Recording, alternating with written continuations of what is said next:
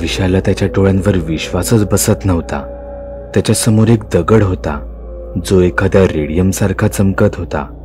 नयनही त्या दगडाकडे एकटक पाहत राहिला. 7 दगडांमधील पहिला दगड त्यांच्या हाती लागला होता. नयनचं डोकं ठणकत होतं. त्याने त्याच्या डोक्यापाठी त्याचा हात लावला तर तिथे बऱ्यापैकी सूज आली होती. सगळं काही इतक्या झटपट घडत गेलं होतं की त्यांना त्यांच्या जखमांचीही जाणीव राहिली नव्हती.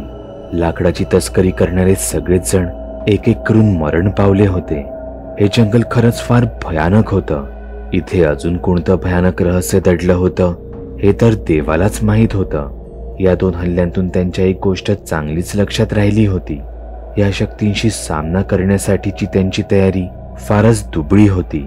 आतापर्यंत नशिबाने त्यांची साथ दिली होती, पण यापुढे त्यांना त्यांच्या हिमतीवर लढावं लागणार होतं. तितक्यातच एक जोराचा सळसळणारा आवाज झाला. आता हे कोणतं नवीन संकट म्हणून नयन इथे तिथे पाहू लागला. तो झाडावर अडकवलेलं ते शीर नसलेलं धड धापकन खाली पडलं. त्यांच्या समोर आता त्या माणसांची 2 प्रेतं पडली होती आणि सोबत त्यांची हत्यारेही. नयन, चल आपण त्या प्रेतांची झडती घेऊ. ही त्या नरपिशाच्याची हद्द होती, त्यामुळे त्याच्या मृत्यूनंतर आपण इथे काही काळ तरी सेफ आहोत. इथे दुसरं कोणी इतक्या लवकर नाही फिरकणार. विशाल या संकटाचं गांभीर्य लक्षात आलं होतं. नयन आणि विशाल दोघे मिळून त्या प्रेतांची झडती घेत होते. चाकू, माचीस बॉक्स, बिड्यांची पाकिटं, मोठ्या टॉर्च, त्यांना जे काही गरजेचं वाटलं ते सगळं त्यांनी गोळा केलं. हे करत असताना त्यांचे हात मात्र रक्ताने माखले जात होते. त्यांनी मोठ्या टॉर्च एक स्वतःच्या गळ्यात दोरीच्या सहाय्याने अडकवल्या आणि स्वतःकडच्या टॉर्च त्यांनी आपल्या बॅगेत भरल्या. त्यांनी स्वतःच्या बुटांमध्ये एक चाकू बांधून घेतले. त्यांच्याकडून मिळालेल्या इतर छोट्या मोठ्या वस्तू त्यांनी बॅगेत भरल्या आणि तिथे पडलेले एक मोठे कोयते हातात घेत ते एकमेकांकडे पाहू लागले. आता ते थोडे या प्रवासासाठी सिरियस झाले होते. विशाल त्या जादुई दगडाकडे पाहत म्हणाला, आता काय करायचं? इथेच रात्र घालवूया की पुढे जाऊया? नयनने गळ्यातील टॉर्च एकदा सगळीकडे फिरवली. ते जंगलात मोकळ्या भागात उभे होते. आसपास पडलेली प्रेतं तिथे कोणत्याही हिंस्र प्राण्याला एक प्रकारचं आमंत्रणच देणारी होती. त्यात ते झाडावर मृतावस्थेत पडलेलं नरपिशाच, ते खरंच मेलं होतं. नयनने एकदा हातातील टॉर्चवर झाडावर फिरवली. त्याचे ते भयानक लाल डोळे उघडे होते, जणू ते त्याच्याकडेच पाहत असावं. विशाल, भेंडीत चल इथून निघू. इथे या प्रेतांमध्ये रात्र कशी घालवायची? आपण कुठेतरी पुढे एखाद्या सेफ जागी थांबू. नयन विशालच्या मनातला बोलला होता. विशालने तो दगड नयनच्या पाठीवरच्या बॅगेत भरला आणि ते दोघेही हळूहळू जंगलात पुढे सरकू लागले. नुकताच पाऊस पडून गेल्याने सगळी जमीन चिकचिकीत झाली होती. अशा ठिकाणी तंबू उभारणं जरा कठीणच होतं, म्हणून ते योग्य जागेच्या शोधात अजून पुढे चालत गेले. काही अंतर चालताच त्यांना कसल्या तरी झटापटीसारखा आवाज आला. नयन आणि विशालने त्या दिशेने टॉर्च फिरवताच तिथून कोणीतरी पळत गेल्याचा त्यांना आवाज आला. नयन आणि विशाल आपापल्या हातात पकडलेल्या कुऱ्हाडीची पकड घट्ट करत पुढे झाले. तिथे पाहतात तर काय, एक मेलेलं हरण रक्ताच्या थारोळ्यात पडलं होतं. त्यांनी नीट पाहिलं असता त्यांना त्या हरणाच्या मृत्यूचं वेगळंच भयंकर कारण दिसून आलं. ते कोणा वाघाच्या किंवा जंगली प्राण्याच्या हल्ल्यात मेलं नव्हतं. त्याचं डोकं कोणीतरी अक्षरशः ठेचलं होतं. त्याचा पोट फाडून खाण्याचा प्रयत्न झाला होता. तिथे ते दोघेही आता स्वतःला सुरक्षित मानत नव्हते.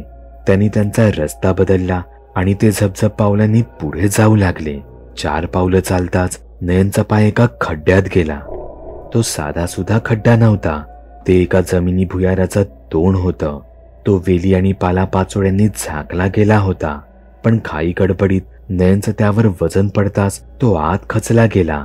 अंधारात नीट काही दिसत नसल्याने विशाल पुढे होऊन त्याने नयनला पकडण्याचा प्रयत्न केला आणि इथेच तो चुकला. त्या दोघांच्या वजनाने गुहेच्या तोंडावरची सगळीच जागा एका क्षणात आत खचली गेली आणि सोबतच विशाल आणि नयन घसरत त्या गुहेत खाली घसरले गेले. त्या गुहेची माती पावसाने निसरडी झाली होती. शिवाय ती गुहा इतकी खोल होती की जवळपास 25 ते 30 सेकंद ते दोघे आत एखाद्या घसरगुंडीसारखे घसरले जात होते. आणि शेवटी ते संपूर्ण आत गुहेत येऊन पडले. त्यांच्या हाताच्या कोपऱ्यांना खरचटलं गेलं होतं. पाठीला थोडा मुकामारही लागला होता, पण ते ठीक होते. ते चिखलाने संपूर्ण माखले गेले होते. त्यांनी गळ्यात अडकवलेली टॉर्च चालू करून जागेचा अंदाज घेतला. समोर एक संपूर्ण काळोखाचं भुयार पसरलेलं होतं. त्यांनी वर पाहिलं आणि त्यांना त्या गुहेच्या खोलीचा अंदाज आला. ते जवळपास 3-4 मजली इमारती खोली एवढे जमिनीत उतरले होते. तो मार्ग 70 ते 80 अंशात मोडला होता. म्हणजे आल्या मार्गे परत वर जाणं, तेही अशा निसरड्या दगडमातीतून, त्यांना कधीच शक्य होणार नव्हतं. मला वाटतं आपल्याला एखादा दुसरा मार्ग शोधायला हवा, विशाल म्हणाला.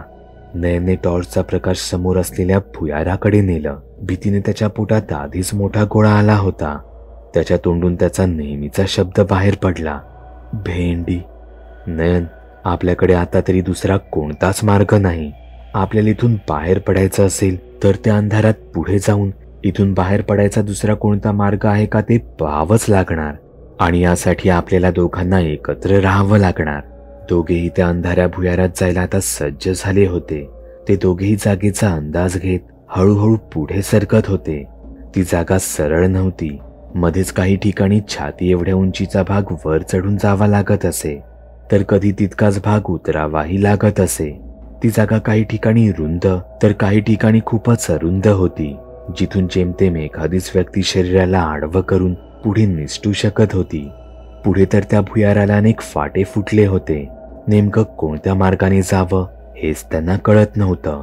त्या गुहेत असलेली ऑक्सिजनची कमतरता त्यांना स्पष्ट जाणवत होती. त्यांनी पाहिलं, काही मार्ग पुढे गेल्यावर बंद दिसत होते, तर काही मार्ग पुढे एवढे अरुंद पडले होते की त्यातून केवळ एखादं लहान मुलंच जाऊ शकत होतं. भेंडी. एका मार्गाने जात असताना नयन मध्येच ओरडला, काय रे, काय झालं? विशाल पुढे येत म्हणाला. समोर पाहतो तर काय, समोर सगळीकडे प्राण्यांची हाडं पडली होती. ते एका मोठ्या संकटात सापडले होते. विशाला ते भास पुन्हा एकदा होऊ लागले. याचा अर्थ ते एकमेकांकडे पाहत होते. तोच त्यांच्या कानांवर कडकड असा आवाज आला म्हणून त्यांनी टॉर्चचा प्रकाश समोर मारला, तर समोर एक विवस्त्र माणूस उभा दिसला. पण तो काही सामान्य नव्हता. त्याची त्वचा ती एखाद्या गांडुळासारखी किंवा पाण्यातील खवली नसलेल्या माशासारखी चकाकत होती, बुळबुळीत तेल फासल्यासारखी. तो त्याचं नाक वर करून एखाद्या मांजरासारखा वास घेण्याचा प्रयत्न करत होता, पण त्याचे डोळे काही वेगळंच सांगत होते. टॉर्चचा इतका तीव्र प्रकाश त्याच्या डोळ्यावर पडून देखील तो त्याची पापणी किंचितही हलवत नव्हता. त्याला घाबरून नयन 2 पावलं मागे झाला. तोच त्याचा पाय एका हाडावर पडला. तितकाचाही आवाज त्या सैतानाला पुरेसा होता. त्याला आवाजाचा अंदाज येताच तो जोरात किंचाळला आणि नयनच्या दिशेने धावत सुटला. त्या गुहेत नयन डावीकडे तर विशाल उजवीकडच्या भिंतीला उभा होता. त्या माणसाने सरळ नयनवर उडी मारली, पण तोच विशालने हवेतल्या हवेतच त्यावर कुऱ्हाडीचा वार केला. नयनही पुढे आला आणि त्याने त्यावर सपासप 2-3 वार केले. तो जागीच मरण पावला. पण विशालला होणारे भास ते अजूनच वाढत होते. कोणीतरी 8-10च्या संख्येने त्यांच्या 2 पाय आणि 2 हातांवर धावत त्यांच्याच दिशेने येत होतं. नयन, नयन थांब, तू मेलाय. नयनने विशालकडे पाहिलं. विशाल त्याचं डोकं पकडून उभा होता. नयन काही बोलणार तोच त्याच्या खांद्यावर चिकट द्रव पडला. नयनने त्याच्या हातातील टॉर्चचा प्रकाश संपूर्ण गुहेत फिरवला. विशालही ते दृश्य पाहत होता. ते भीतीने थरथरू लागले. गुहेच्या छतावर, भिंतींवर, जमिनीवर सगळीकडे तीच माणसं पालीसारखी चिकटली होती. ते त्या माणसांनी घेरले गेले होते. त्यातीलच एकाच्या मगाच्या किंचाळीमुळे ते सगळे गोळा झाले असावेत. पण असं असूनही कोणीही विशाल किंवा नयनकडे पाहत नव्हतं. ते आवाजाचा कानोसा घेत होते, जणू त्यांना विशाल आणि नयन दिसतच नसावेत. विशालने बोटानेच नयनला जराही आवाज न करण्याचा इशारा केला. त्यांना कसला तरी वास आला होता. विशाल आणि नयन चिखलात माखल्याने मानवी गंध अडला असला तरी खाली त्यांच्यातलाच एक जीव मृत अवस्थेत पडला होता. ते नाक हवेत वर उचलत त्याचा गंध घेत होते. विशालला लवकरच काहीतरी करावं लागणार होतं. नाहीतर त्यांच्यातीलच एकाचा झालेला मृत्यू त्यांना पिसाळू शकला असता. विशाल हळूवार खाली वाकला आणि त्याने जमिनीवर पडलेले एक जनावराचं हाड त्याच्या हलक्या हाताने उचललं. त्याने ते लांब फेकून दिलं. लांबवर ते हाड पडल्याचा आवाज झाला. त्याच्या आवाजाने ती सगळी माणसे वाऱ्याच्या वेगाने त्या दिशेने धावत सुटली. याचाच फायदा घेत विशाल आणि नयन तिथून जीव घेऊन पळून गेले. ते धावत मिळेल त्या दिशेने जात होते, पण ते एकत्र होते. 5-1 मिनिटांनी त्यांना त्या प्राण्यांची भयानक किंकाळी ऐकू आली. कदाचित त्यांना त्यातीलच एकाचं तिथे प्रेत मिळालं होतं. त्यांचा वेग प्रचंड होता. त्यांना ही जागा ओळखीचीही होती. त्यामुळे जास्त वेळ त्यांपासून विशाल आणि नयनला पळता येणं हे केवळ अशक्य होतं. त्यातच नयन कशात तरी पाय अडकून खाली पडला. आता लढोवा मरूची परिस्थिती होती. विशालने बॅगेतून माचीस बॉक्स आणि बिड्यांची 2 अख्खी पाकिटं बाहेर काढली.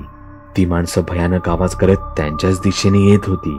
क्षणाचाही विलंब न लावता एका काडीने विशालने आधी एक अख्खी माचीस पेटी पेटवली. त्यावर त्याने बिड्यांची 2 पाकिटं टाकली. त्यांनी लगेचच पेट घेतला. विशाल त्यावर जोरजोरात फुंकर मारू लागला. त्यातून भयानक धूर निघू लागला.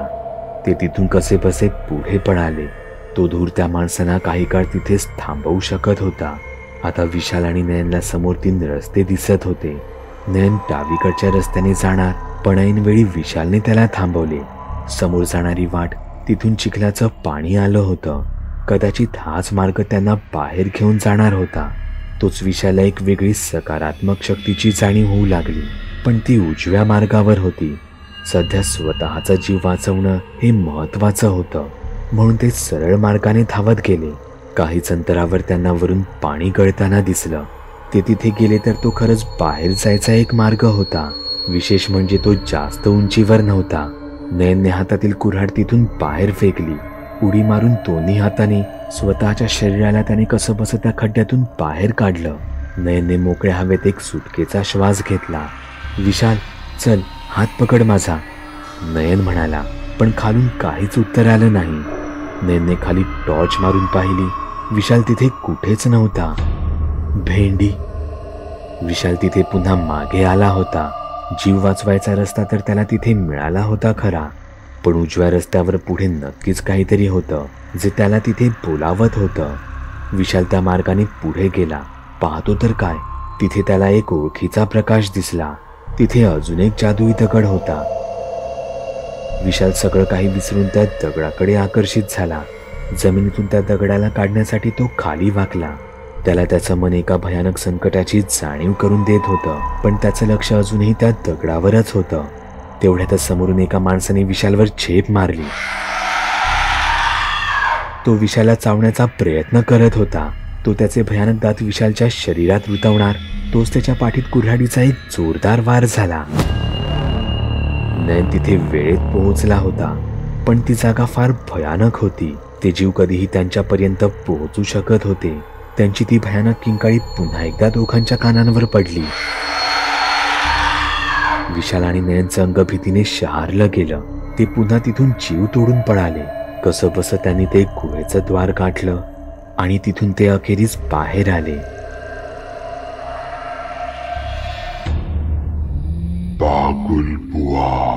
चॅनलवर अपलोड केलेल्या नवीन व्हिडिओची नोटिफिकेशन मिळवण्यासाठी चॅनल सबस्क्राईब करायला विसरू नका. व्हिडिओ आवडला तर आमच्या मेहनतीचा मोबदला म्हणून तो लाईक करून मित्रांसोबत जरूर शेअर करा. चॅनलवरचे इतर व्हिडिओ पाहण्यासाठी इथे क्लिक करा. तसेच चॅनलवरची प्लेलिस्टही चेक करा. दर दिवशी नवनवीन भूतांचे व्हिडिओ बनवून मी तुमचं मनोरंजन करत राहू याची खात्री बाळगा.